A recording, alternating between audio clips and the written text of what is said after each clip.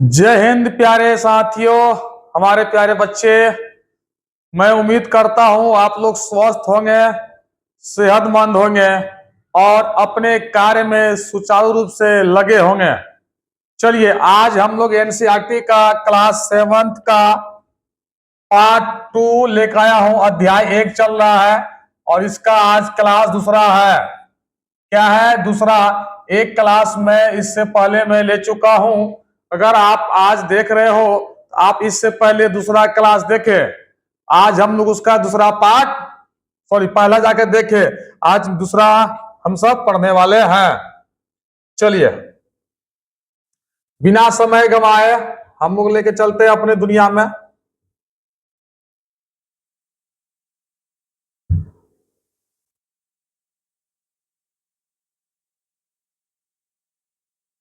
आज हम लोग पढ़ने वाले हैं अमरबेल।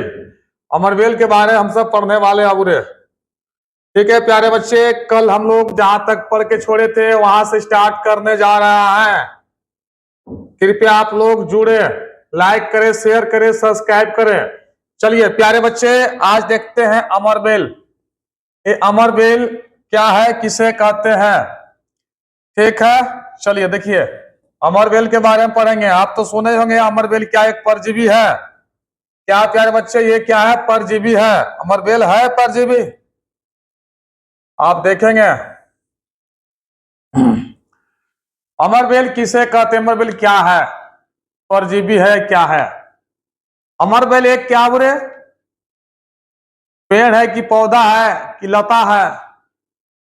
अमरबेल एक ऐसी लता है जो दूसरे के ऊपर आश्रित रहता है। ये क्या है? परपोषी है। दूसरे पेड़ के ऊपर में अपना पूरा साम्राज्य खड़ा करता है और उसी से अपना भोजन ग्रहण करता है। अमरबेल का जड़ जमीन से जुड़ा हुआ नहीं रहता। वो किसी पेड़ पे ऊपरे ऊपरे रह करके अपना काम करता है। चलिए, अमरबेल में क्लोरोफिल नहीं पाया जाता है। क्या प्यारे बच्चे? क्लोरोफिल। क्लोरोफिल अमरबेल में नहीं पाया जाता है। अमरबेल को कसकूटा कहते हैं। इसका एक और नाम है कसकूटा। क्वेश्चन पूछेगा अमरबेल को अन्य किस नाम से जानते हैं, तो कसकूटा के नाम से। या डॉटर भी कहा जाता है। अमरबेल दूसरे हरे पौधे के तने व शाखाओं पर लिपट जाते हैं। अमरबेल जो है दूसरे तना पे, दूसरे पेड़ पे चढ़ करके लिपट जाता है और अपना साम्राज्य खड़ा करता है, अपना खानदान को लाता है। उनसे अपना भोजन प्राप्त करते हैं। अपना भोजन दूसरे पेड़ों से प्राप्त करते हैं। ठीक है, चलिए ये लास्ट है पॉइंट। पौधे जिनसे यह बिना क्लोरोफिल वाले पौधे पोषण प्राप्त करते हैं, परपोषी कहलाते हैं। जो पौधा दूसरे पर आश्रित हो वो कौन सी पौधा है? तो अमरबेल एक ऐसी पौधा है जो दूसरे पे अपना रह करके अपना भोजन प्राप्त करता है और दूसरे पर आश्रित रहता है। चलिए, ये देखिए, ये क्या अपना अमरबेल है। क्या प्यारे बच्चे, ये अमरबेल देखिए, एक झाड़ी है, उस झाड़ी पे एक पेड़ है, उस पेड़ पे क्या पूरा एकदम फैला हुआ है अमरबेल। क्या है? अमरबेल फरा हुआ है, फैला हुआ है। ठीक है, किसी पेड़ पे अपना साम्राज्य देखिए, पूरा पीला पीला टाइप का होता है, पतला पतला पतला पतला, यानी कि चौमिन की तरह। कैसा? चौमिन की तरह होता है। चलिए देखिए,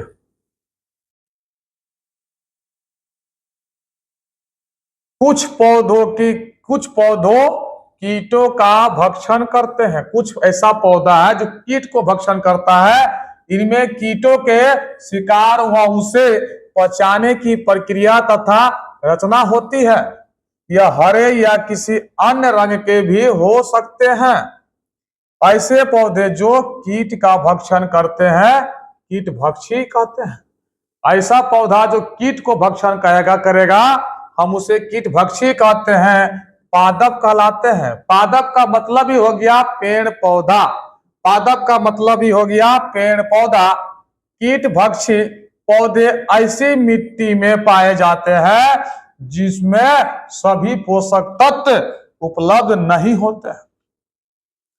ऐसी देखिए कीट भक्षी पौधा जो है ऐसी मिट्टी में पाए जाते हैं जिसमें सभी पोषक तत्व उपलब्ध नहीं हो, सभी पोषक तत्व उपलब्ध नहीं होगा उस जगह पे उस मिट्टी में पाया जाता है। यह कुछ पोषक तत्व प्रकाश संश्लेषण तथा मिट्टी व शेष कीटों से प्राप्त करते हैं। उदाहरण के लिए लिखेंगे, उदाहरण के लिए घटपर्णी, बीनस फ्लाई ट्रैप तथा सनड्यू, ड्रोसेरा, रेफलेशिया आदि ऐसे सब जो है ये सब उदाहरण के लिए है कीट भक्षी पेड़ पौधा। देखिए आप लोग देखिए ये ऐसे मिट्टी में रहता है जहां पे इसका भरपूर मात्रा में हर चीज प्राप्त नहीं हो पाता है। ये क्या है? सनड्यू है। सनड्यू देखिए पूरा कांटे तर का है, कांटे कटे प्रकार का मिलेगा। और ये देखिए रेफलेशिया फूल है। क्या है? रेफलेशिया। चलिए देखिए ये सब एनसीईआरटी बुक में है, ठीक है।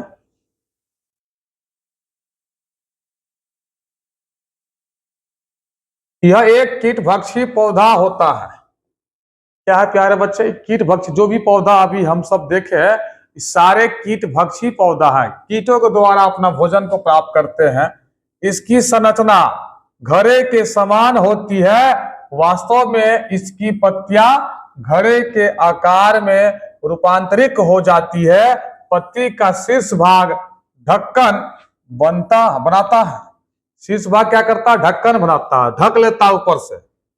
घड़े के अंदर अनेक रोम होते हैं जो नीचे की ओर ढल के रहते हैं, नीचे की तरफ ढल के रहते हैं, अर्थात अधोमुखी होते हैं, खुला हुआ थोड़ा सा होता है। जब कोई कीट घड़े में प्रवेश करता है तो यह उसके रोमों के बीच फंस जाते हैं। घड़े में उपस्थित पाचक रस द्वारा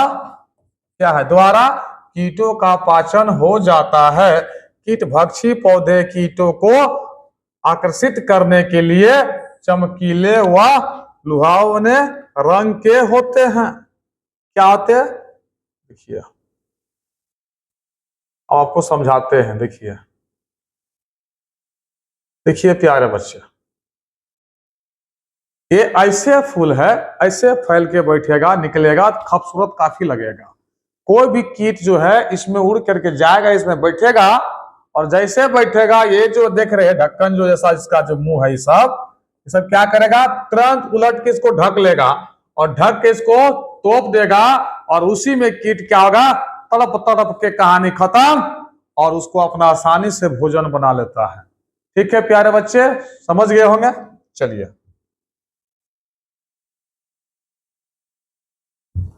देखिए कैसे फंसता है, इसमें आके घुसेगा और कीट आसानी से ढक्कन बंद हो जाएगा, कहानी खत्म। सभी देखिए ऐसे सब पौधा है जो इसको कीट को आसानी से ही लोग निगलने का काम करता है।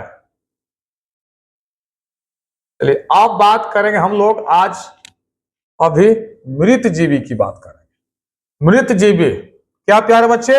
मृत जीवी। अब देखेंगे मृत जीवी कौन कौन सा पौधा है। आप तो देखे होंगे गोबर छत्ता मशरूम जैसा होता है, वो सब क्या है? मृत जीवी है, गोबर में तैयार होता है। उसमें क्या होता है प्यारे बच्चे? गोबर में तैयार होता है। अब देखिए कितना गोबर मिट्टी कचरा में सब ये सब तैयार होता है, इसके बारे में देखेंगे। कुछ जीव मृत एवं विघटनकारी सड़ने वाली वस्तुओं जैव पदार्थों की सतह पर कुछ पाचक रसों का स्राव करते हैं। क्या करते? स्राव करते हैं तथा उसे साधारण व विलय के रूप में परिवर्तित कर देते हैं। इस विलय का वे भोजन के रूप में अवशोषण करते हैं। जो मशरूम होता है कुछ गंदगी में या कचड़े में या किसी गोबर में आसानी से वहां आता है, तो क्या होता है, उसको हम लोग बोलते हैं मृत जीवी है। क्या प्यारे बच्चे, वो मृत जीवी है। इस प्रकार की पोषण प्रणाली जिसमें जीव मृत एवं विघटित जैविक पदार्थों से पोषक तत्व प्राप्त करते हैं, मृत जीवी पोषण कहलाती है। वैसे पदार्थ से अपना भोजन बनाते हैं जिसे हम मृत जीवी कहते हैं। इस प्रणाली का उपयोग करने वाले जीव मृत जीवी कहलाते हैं। जैसे कवक। क्या प्यारे बच्चे, कवक। अब कवक देखेंगे हम लोग।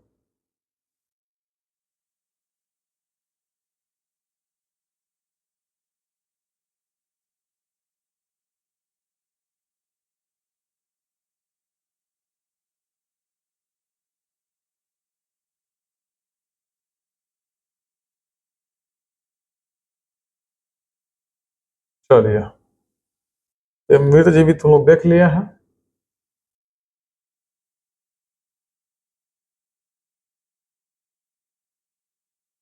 देखिए, कवक में थे, कभी कभी ब्रेक हो जाता है मिसिंग से।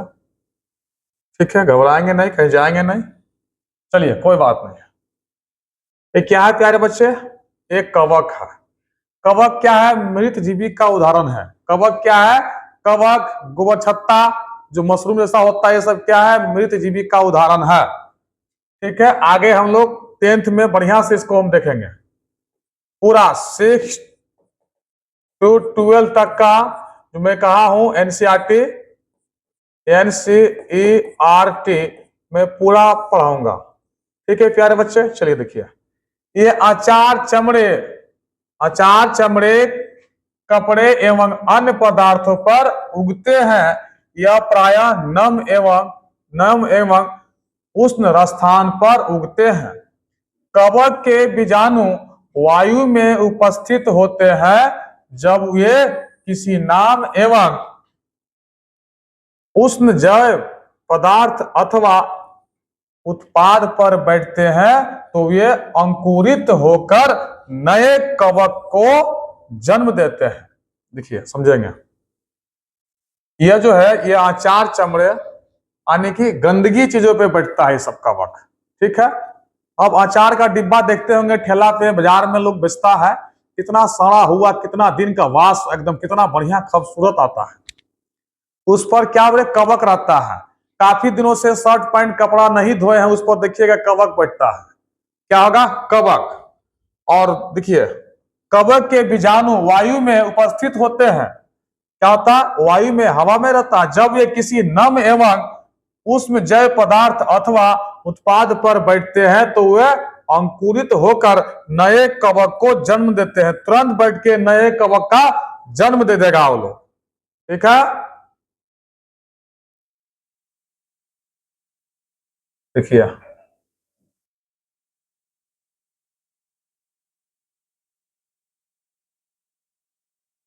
ईस्ट एवं छत्रक जैसे अनेक कवक उपयोगी है। कुछ कवक जंतुओं एवं मनुष्य में रोग उत्पन्न करते हैं। वही कुछ का उपयोग औषधियों के रूप में प्रयोग करते हैं। कुछ कवक जो है इंसानों के लिए खतरा है, और कुछ कवक को हम लोग दवाई के रूप में उपयोग करते हैं। कुछ कवक हमारे लिए बेहतर साबित होता है।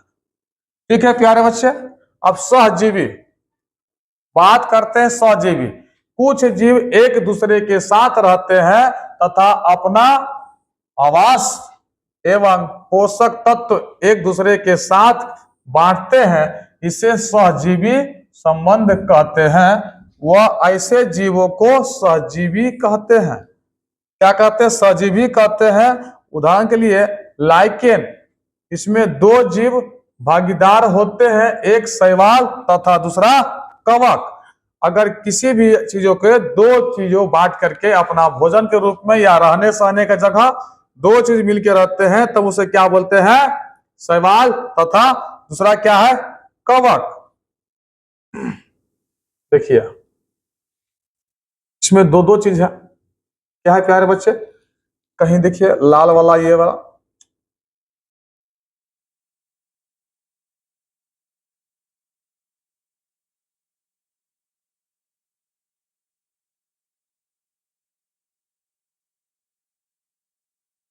हाँ यहाँ थे हम लोग। चलिए देखिए एक देखिए दूसरा क्या है, कवक है, दूसरा क्या है, शैवाल है। क्या प्यारे बच्चे, शैवाल और कवक दोनों है। क्या प्यारे बच्चे, दोनों मिल के अपना यहाँ रहने का काम ये लोग करता है। देखिए एक कैसा है, हल्का हल्का लालपन दिखाई दे रहा होगा, ये हरा करके है। चलिए शैवाल में क्लोरोफिल उपस्थित होता है जबकि कवक में क्लोरोफिल उपस्थित नहीं होता है। शैवाल में क्लोरोफिल पाया जाता है और कवक में क्लोरोफिल नहीं पाया जाता है। कवक जो है, कवक शैवाल को रहने का स्थान है। कवक जो है शैवाल का, शैवाल देखो शैवाल को रहने का स्थान है, यानी आवास है, घर है उसका। जल एवं पोषक तत्व उपलब्ध कराता है तथा बदले में शैवाल प्रकाश संश्लेषण द्वारा संश्लेषित खाद्य कवक को देता है। तो कवक को रखने का काम कौन करता है, शैवाल करता है। शैवाल के द्वारा ही कवक जीवित रहता है, उसके द्वारा ही रहता है। और शैवाल जो है उसमें प्रकाश संश्लेषण की क्रिया होता है और कवक में नहीं होता है। ठीक है, इसीलिए शैवाल जिंदा रहेगा तो उसमें ऑटोमेटिक कवक रहेगा। मृदा में पोषकों की पुनः पूर्ति किस प्रकार होती है, किस प्रकार होती है, चलिए देखिए। बैक्टीरिया एक सूक्ष्म जीव है जो मिट्टी में नाइट्रोजन के स्तर को बनाए रखने में मदद करता है। बैक्टीरिया एक सूक्ष्म जीव है, छोटा छोटा कण है। बैक्टीरिया कैसा हो रहा है, छोटा जीव है। कैसा जीव है, छोटा जीव है, मिट्टी में नाइट्रोजन के स्तर को बनाए रखने में मदद करता है। बैक्टीरिया जो है, जब तक बैक्टीरिया मिट्टी में, देखो वही बैक्टीरिया यहाँ पे देखिए कितना अच्छा साबित होगा। राइजोबियम एवं प्रकार का बैक्टीरिया है जो वातावरण से नाइट्रोजन लेकर उसे घुलनशील रूप में मिट्टी में छोड़ता है। पौधे नाइट्रोजन के इस घुलनशील रूप को जड़ों द्वारा अवशोषित कर लेते हैं। अब देखिए नाइट्रोजन को जो है ना सुरक्षित ला करके कौन देता है, तो बैक्टीरिया सब देता है। बैक्टीरिया एक ऐसा बैक्टीरिया होता है जो नाइट्रोजन पेड़ के जड़ों तक पहुंचाने का काम करता है, तब जाकर फसल बेहतर तरीका से हो पाता है। अगर खेतों में हम लोग कुछ यूरिया के रूप में यूज करते हैं, क्या करते हैं प्यारे बच्चे, यूरिया यूज करते हैं, क्योंकि नाइट्रोजन को बनाए रखने का काम करता है कौन, यूरिया। राइजोबियम दाल के फसलों के साथ सहजीवी संबंध रखते हैं, सहजीवी संबंध रखते हैं।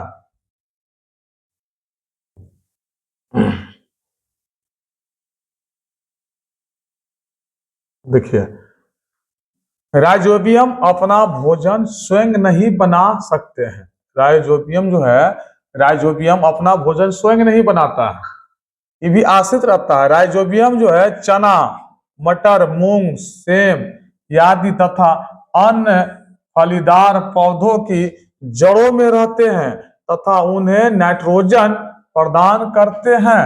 बदले में यह फसल राइजोबियम जीवाणुओं को आवास तथा भोजन प्रदान करते हैं। ठीक है प्यारे बच्चे, देखिए राइजोबियम जो है, राइजोबियम चना, मटर, मूंग, सेम आदि तथा अन्य फलीदार पौधों की जड़ों में रहते हैं। तो राइजोबियम कहाँ रहते हैं, मूंग का दाल में, कहा मूंग में, सेम में, और कहा प्यारे बच्चे, अन्य फलीदार, जितना भी फलदार है उस सभी का जड़ में पाया जाता है क्या, राइजोबियम। क्या प्यारे बच्चे, राइजोबियम। अब देखेंगे राइजोबियम जो है तथा दाल एवं अन्य फलीदार फसलों के बीच सहजीवी संबंध का किसानों के लिए बड़ा ही महत्वपूर्ण है।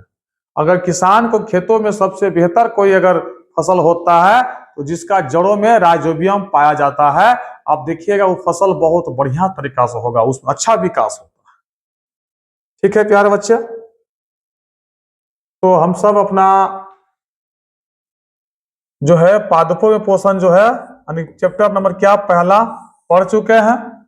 ठीक है, इसका हम नेक्स्ट लेके आएंगे सारा ऑब्जेक्टिव क्वेश्चन। अगर आप जो अगला चैप्टर नहीं देखें, इसका पहला पार्ट नहीं देखें, तो कृपया जाके आप पहला पार्ट देखें, उसके बाद यहाँ पार्ट 2 देखें, इसके बाद पार्ट 3 आएगा जिसमें ऑब्जेक्टिव क्वेश्चन होगा क्लास 7th का साइंस का सबसे बेहतर ऑब्जेक्टिव में लेकर आऊंगा। ठीक है, इसीलिए आपको मेरे साथ बने रहने के लिए धन्यवाद, और लाइक करें, सब्सक्राइब करें, और आपका क्या राय है एक बार कमेंट में जरूर अपना राय दें। जय हिंद।